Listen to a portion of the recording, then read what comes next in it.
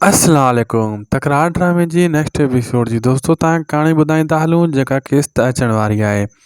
उन्ही में दोस्तों ॾिसंदो तव्हां पहिरीं ॻाल्हि त जीअं इंतज़ारु कंदा वेठा हूंदा फैसले जे लाइ सजावर ख़ान, दरिया ख़ान वारा ऐं भावल ख़ान मूसा जो। ऐं उते मूसा अची पुॼंदो।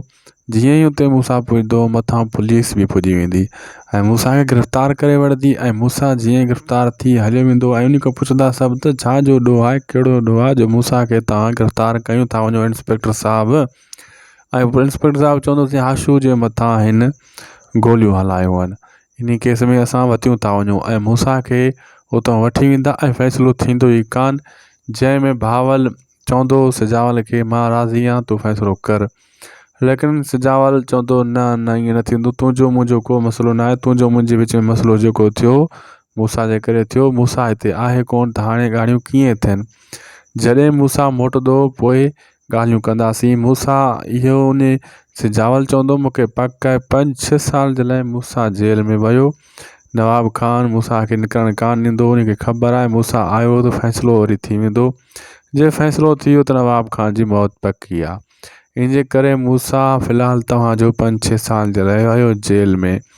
इहा दिलजाए करे फ़ैसिलो रद्द थी वेंदो, हर को हलियो वेंदो। पोइ किस्त में मां तव्हांखे ॿुधायो नवाब ख़ान आख़िरी दम ताईं विढ़ंदो, फ़ैसिलो न करणु ॾींदो। ईअं ई थियो, गुलण जे ज़रिए पुलिस उते अची पुॻी ऐं फ़ैसिलो रद्द। हाणे दोस्तों तव्हां इहो सोचींदा हूंदो त मूसा केतिरा ॾींहं अंदरि हूंदो। दोस्तों काफ़ी ॾींहं मूसा अंदरि हूंदो ऐं नेक्स्ट एपिसोड में हाणे मीर जे गॾु बाहि भरदी ऐं मीर खे मारण जे लाइ हाशू छितो थींदो। नवाब ख़ान जे चवण ते नवाब ख़ान अल्टीमेट ॾेई छॾींदो हाशू खे त हाणे मीर जो बिलो कर। मूसा वियो, हाणे मीर खे पूरो कर या इन खे बि फसाए। हाणे मीर जे लाइ मुसीबतूं तयारु थींदियूं। मूसा फ़िलहालु जेल जी चकी पीसींदो कुझु किस्तनि ताईं। असांखे ॾींदा इजाज़त, सब्सक्राइब ज़रूरु कंदा। ख़ुदा हाफ़िज़।